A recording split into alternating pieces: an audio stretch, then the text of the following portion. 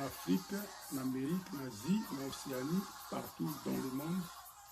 Les hommes de la Apambola Bisso, malgré le confinement, malgré le Kangan de Bandako, malgré Moussala, ils ont sous Malamoute, malgré Moutamoto, à comme il a compensé, il a pu compenser, mais il a dit que les hommes ont le contrôle de l'Alliance tout. Bibelobi et le comment il a dit que ça qui nous a permettre à nous. Donc notre Dieu a dans le contrôle. Bato mingi bazo tuna na ngoma oyo makambo belé ba question belé na la série ya ba maté a toujours été sur où allons-nous, où va ce monde sur le temps de la fin. To ko landa ngo na la chaîne toujours landa na YouTube page ko beta fait eschatologie TV ou bien où allons-nous, où va ce monde au monde na makambo wana akati mais lelo na continuer na wana te mais na eko kata pona et Seigneur vraiment continuer deuxième exposé dans live pour la sortie de Bosso précédent. Maintenant, na kati yango pona me ko répondre ba question ba tuninga mingi. Biso bazo ba ke makambu oyo tozomona lelo oyo. Est-ce que zali ba signe bilembo ya temps de la fin ou comment? Est-ce que zali manifestation antichrist? Zali kanda nzambe? Est-ce que ezali Yesu azoya na esika oyo azoya kalamiki te? Donc na moto azomona ndenge ya komona pe mingi na kati ba télévision tozomona me ba scatologue mususu bazoloba makambo mais mususu bazokoka bien te ko calculer ko poser bien ba tana ya bango mususu pe bazoloba malamu parce que eschatologie simplement eschatologie simplement ni koloba ezana ba biloko mibale to deux mots, il y a des bosso abenyango eschatos, cela veut dire dernier. Moi mibale na grec, terme mibale ba benyango logos. Logos misi biloko mitan, misi mot, parole, science, doctrine, discours du temps de la fin. C'est ça na poussé l'eschatologie. Eschatologie ezolo ba faire mutu, eschatologie ezolo ba faire mokili oyo. Donc même si mutu akufi lelo, ba kolo ba asali eschatologie nae. Donc eschatologie eza munene mais nalina pour répondre à la question ba bazo tuna mingi bazo ba yango coronavirus o likanisi nango ide nango eza nini ide nango eza nini parce que tout le monde ba ndeko na biso bazo kufa ba comédien bazo kufa ba bato ba ki cher pour na biso bazo kufa na mokili mobimba en tout cas tozana kokabula mawa elongo ensemble mais toyebi ke nzambe azana contrôle ya nyos tout et ça la question musu bazo tout na bazo ba na komaki yango existe-t-il selon la Bible une relation entre la pandémie coronavirus d'une manière scientifique COVID-19 et les signes qui annoncent le retour de notre Seigneur Jésus-Christ. Bien-aimé, na komeka ko répondre mituna oyo par rapport ya temps oyo zali nango lelo oyo. Mingi bazomona lokola Yesu vraiment na kati na pandémie auto maladie oyo Yesu akoya na kati wana mbala moko. Yango le monde nyonso ko maele na o batir ki Bible bazongi ba Bible ou babande ko sala mobulu batik moto sa komi serré avant que Yesu calamité azoya. Yango na namika ko répondre malamu mais ta komika ko répondre à deux volets. Volet liboso na ko penser au Christ aloba. La perception nature le lenge ya ko ya ndenge kozala parce que to bosa te ko ya Yesu na loba ki on a émission oyo ya liboso et kozala mbala moko mais il y a deux phases. Donc c'est comme si ça a deux épisodes. Il y a des bosso épisodes à des bosso akoya akokita na mabelete makosuka na mapata. Akoya kozwa église na ye, pe église okeli kolo. Ya okita na sete. Koya na ye kaka ya liboso mais na deuxième phase nango après 7 ans nde akoya kokita elongo na bato ba mataki ensemble église. Donc koya kokita na ye ensemble na kati na montagne ya Olivier. Ils ont mesuré 812 mètres d'altitude nango. Ils ont 4 ya Israël à Okitawana physiquement. Et Bibezo que tout est le verra. L'événement wana. Maintenant, tant que tu as répondre à ma question, total bien, ma question, tu dois répondre. Et tant que tu as scatologue, tu as bien placer des événements. Est-ce que tu as dit avant, tant que tu as l'église, mais les événements sont après 7 ans, tant que Christ est sur la terre. Il y a des événements différents. Quand vous avez la Bible, il faut faire très, très attention. Parce qu'il y a des signes mingi, et ça y a un retour à Christ ou qui est namabélé. Le roi en Apocalypse, mingi, en Apocalypse 4, si en Apocalypse 22, il y a des événements au nanu et salamate. Parce que Apocalypse est kaboni na ngambo misatu. Yesu yemoka kaboni na ngambo misatu selon Apocalypse chapitre 1 verset 19. Après si baga misatu abi comment c'est que tu as vu au yomoni. Donc et ben Apocalypse chapitre 1 jusqu'à Apocalypse chapitre 1 tu as verset 20. Ça c'est ce que tu as vu, les choses passées. Et ce qui est les choses présentes, et ben Apocalypse 2, Apocalypse 3 et celui qui Apocalypse 3 et celui qui dans 22e verset et celui qui voilà. Mais Apocalypse 4, si Apocalypse 22 et ça y est événement oyo nanu et salamate. Donc tant que vous avez pensé sur événement, tant que vous avez pensé et loko moko boy non, et ça lit dans Apocalypse, il faut t'aller bien. Ce c'est Apocalypse 4, si Apocalypse 22 et ça événement nanu et salamate. Tout le monde qui va perse, va saut, va marque de la bête, le roi nanu et salamité. Et ça, après enlèvement de l'église, jugement apocalyptique. Et ça, après enlèvement de l'église. Donc, passage qu'on a entendu, oh, il y a le baki, ça manque à passage qui aspect, ton nature, n'engeni yakoya. On a dans Matthieu chapitre 24, verset 37 à 38. Je sais sur ça la comparaison, passage que la comparaison. Il y a différentes comparaisons, na contraste. Contraste, Yesu azolo ba quoi papa so singi papa na yo parents na yo lipa apesa jamais libanga. Singi ba parents mukili o ba apesa bino contraire biloko mabete pa bana ba a combien plus fort que raison nga nzambe. Donc azo ça la contraste pas comparaison. Ke nga na za lokola bangote. Na Luc 18 riche o azaki mutu mabe pardon Jesus azaki mutu mabe aneko banga nzambe te azo banga pe batute mais akate likambo ya veuve moko. Ezali comparaison, mais c'est contraste. Mais oh, le passage dans le temps, c'est comparaison.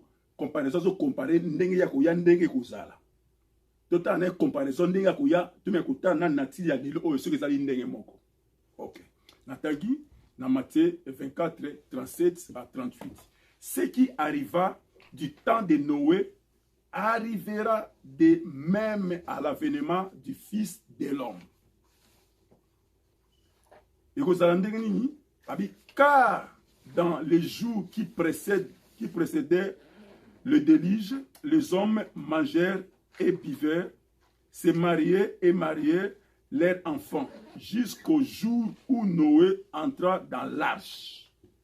Je sais comparer Abi, ndenge ezaki na mutango ya Noé, et que ça ndenge moko, ça c'est la comparaison. Ndenge moko na fils de l'homme ndenge akoya. Ça va se parler qu'il y a des bosses, mais la première phase. Abi ekozala ndenge moko, batu natango no ba liaki, ba melaki, ba balaki, ba balisaki bana bango. Donc azo perception aspect moko akoya kokuta ba trouble té. Akoya kokuta ba bazana bisengo na ba ambiance. Ça c'est la première aspect parce que koya na oya kokuta na mabele, akokuta grande tribulation na mokili. Akokuta ba 66 na mokili. Akuta ba jugement et bien kata mokili kwanza koya na koya ya liboso mais il y a deuxième phase dans okita na montagne ya Olivier mais oyo akoya ko église na e azo pesa nature nango abi ekozala lokola na tangu ya Noé nous azo sala masuwa azo teya batu bazo ni koyoka te parce que bazana kati na bisengo et puis tangu bazana kati na bisengo abos na kanyos tout ndeko tangu mutata kati na bisengo abos na kanyos appelle de nyos appelle dans contrôle. Ayi bat liaki, ba melaki, ba saki ba feti, ba balisaki bana bango, ba balaki. Et ni koloba aspect tout le monde que économie mboko fait ça la bien. Bat bozana confinement te.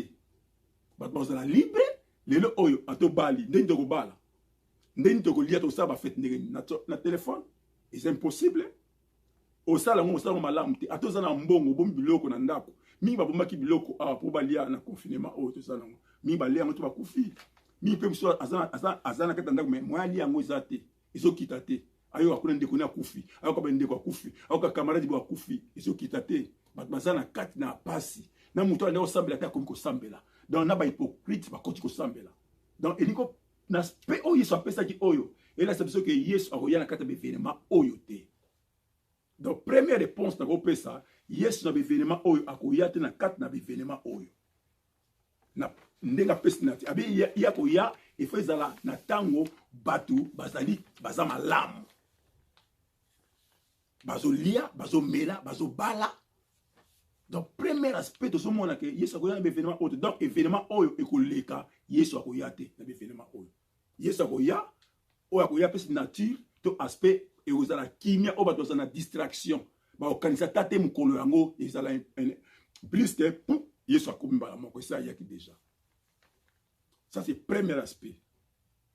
Deuxième aspect na koloba on akoya Yesu to ce que Yesu alaki yo apesi promesse monde apesi promesse pesi ya Joseph abi Joseph okoma mokonzi alaki Joseph étoile ezokumba melaye basande ezokumba melaye mo ezokumba melaye mais ayebisaki ete ndenge okoma mokonzi yango.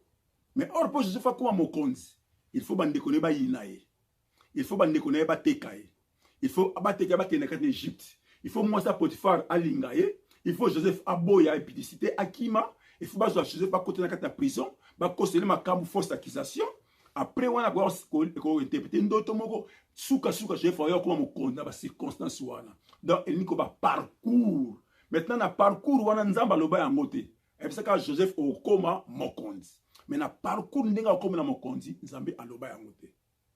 Donc parcours donc par rapport à la prophétie jusqu'à l'accomplissement parcours parfois nzamba aloba yango te.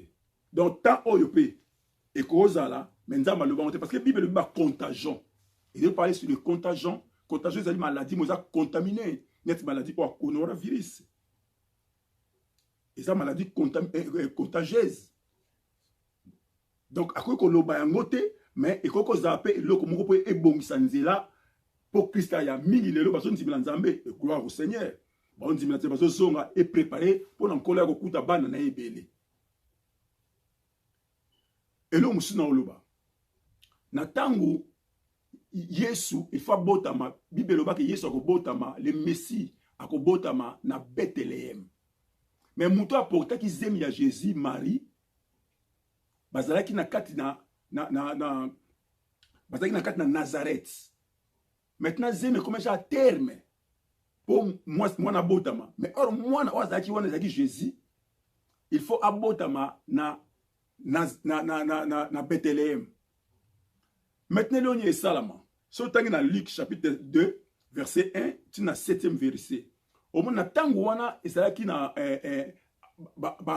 empire Rome ezalaki wana empereur akotina monde entier toute la terre basta la recensement abi mutu na mutu azonga na bamboka oya uta bamboka na bomba village natal ba village na bango lokola Joseph azalaki pe ba descendant ya David il faut azonga na mboka ya David ozaki Bethléem.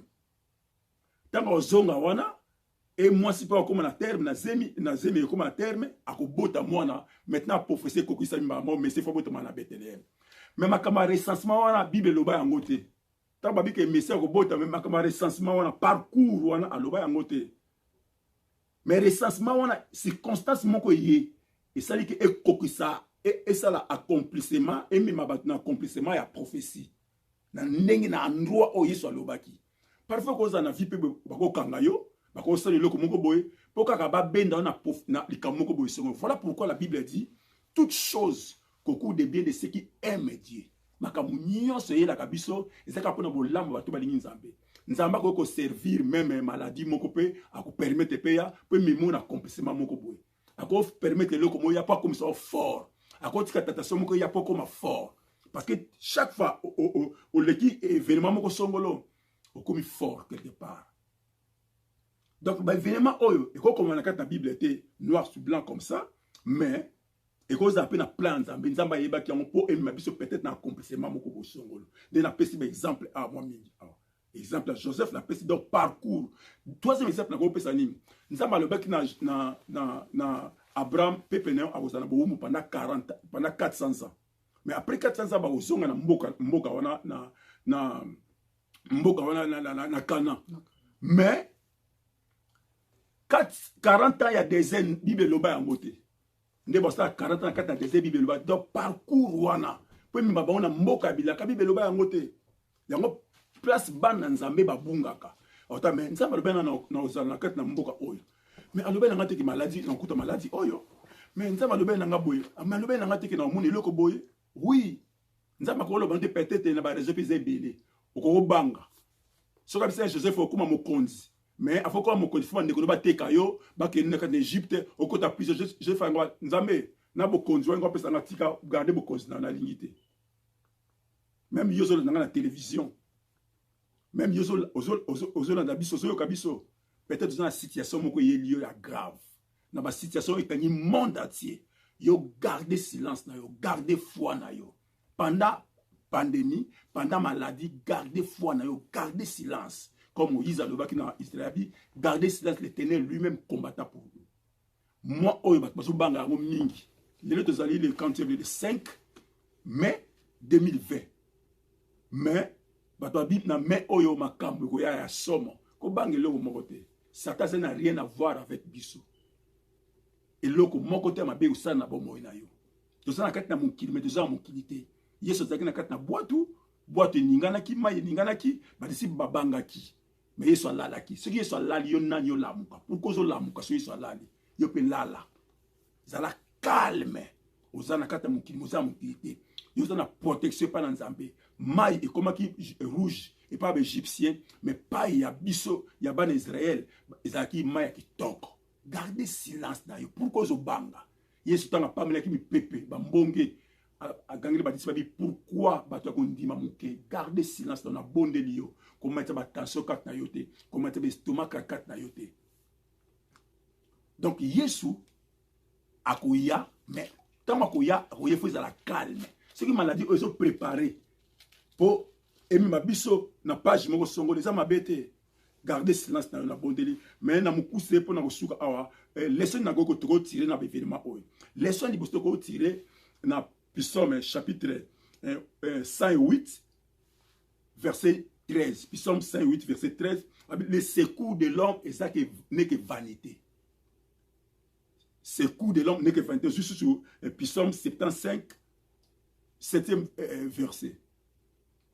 L'élévation ne vient ni de l'Orient ni de l'Occident, mais l'élévation vient de l'Éternel. Tout le monde est occidentaux, orientaux. Nana ko tombola ko sunga pays moko boy. Ba pays nyo na maladie. Ba tout mon côté au de ça monter en panda bomba ko sunga. Bazo ko sunga te parce que ba mon peut avoir un problème. Muta sunga moninga zate. Les sungi ezaka pa Nzambe. Même infirmier, ba médecin, tout le monde. Bazo tel la kaka Nzambe. Donc total la kaka Nzambe. Total la kaka Nzambe. Yo talila Nzambe, Nzambe azali na contrôle ya nyonso. Secours ya moto eza ke vanité. Secours ya solo eza epai na Nzambe. Ba mboko to kasi ke sunga biso, eko sunga ba africain, mais ba mo pe baza na passe. Ah, aux États-Unis, combien ba koufi? 65 000, plus de 65 000. Combien baza contaminé? Plus de 1 million. C'est grave. Où allons-nous? Où va ce monde? Balinga minangai. Monde, Nzambe n'était en contrôle nango. Satan n'a rien à voir dans le monde. Avant la croix, Satan va contrôler le monde. Abi nyonso pesa melingai. Azoba na Jésus. Après 40 jours, il y a jeune. Mais après la croix, Christ a dit tout pouvoir m'a été donné. Tout pouvoir. Ça dit tout pouvoir m'a été donné. Maintenant, Dieu va en combien? Jésus qui s'avance à la croix, non, Jésus qui s'après la croix. Bien-aimé dans le Seigneur, tombola mission ta la croix, ta les courses, confie les courses là. Et l'ongle à Christ a péché en moyo. Nous sommes plus que vainqueurs. Donc toujours mon que les autres toujours tirer que c'est quoi l'homme et ça qui est vanité. Bateau tout cas ça va makasi, baza makasté. Parce que Lucas ne se solution pas dans Zambé. Bien-aimé dans le Seigneur, solution à biso et c'est pas dans Zambé. Gardez silence na yo. Si vous avez des questions, vous pouvez biso, vous tuna. s'abonner à Eschatologie TV, s'abonner. Et ça m'a l'air parce que tu as laissé, événement, tu as parlé, tu as parlé quand est-ce que 666 est au bas de la marque de la bête. Est-ce que autres hommes ont osé en gote, maintenant, mon coup, c'est en gote. Kangama Nzambe na yo, Sala Simba Église na yo, Simba Matea Obalakisaki Roboaka Yangote. So au monde va confuser zali benga tuna to zali pona yo pona ko fortifier yo pour ça ma casse sur une pepe eye okoyate. Au monde comme koya parce que ndaku na zo to monde kola zelo. Ya mi pepe a corner ye comme ko ningisa yo. Okomo pesa ko konda. Obima boyiki moto na nzoto nga moto na nzoto. Oza ngote parce que oza fondete. Zala fondé. Zala ma casse. Jésus a dit à Pierre, Abi, le jour que tu seras affermi ou affermi par mes sous. Mais Pierre a dit à Jésus, Abi, que ma camusi non a affermité. Affermi, c'est mes yeux, tu yoka, tu tuna, tu as mis sala, tu as affermi. C'est mi pepe betio. Et quoi ça ote? Zamba pambola yo, na beni di bote na Nzambe, na Portland mobimba, na États-Unis mobimba, kimi en Nzambe, zanakat na États-Unis mobimba, na moi oya me, kimi en Nzambe, ekotakat na moi oya me, kotsa ba mafuta na kat na portité, kote le na kat na portité, komela ba suki na kat na maïté, zala calme, zala naturel, zala bio. Nzambe na Israël a pambola yo, na pamboli journaliste monene, le grand journaliste Denzu Lipasa, il a aussi Lili, il y a Elengi, il a très bien. Zamba Pambola yo, misano eke liboso, mutosa beso ba image kitoko au benga na ba numéro zaliwana et to so ba image kitoko. Zamba Pambola yo, ba question na bino to zeli angolo susu et ko bossa na tête au côté ba série na biso auto banolo ba où allons-nous où va ce monde na Eschatologie TV na ba chaîne mususu ya Nekona biso Denzu Nzambe na lola a pambola bino. Shalom, shalom, Maranatha, Maranatha, viens Seigneur Jésus. Shalom.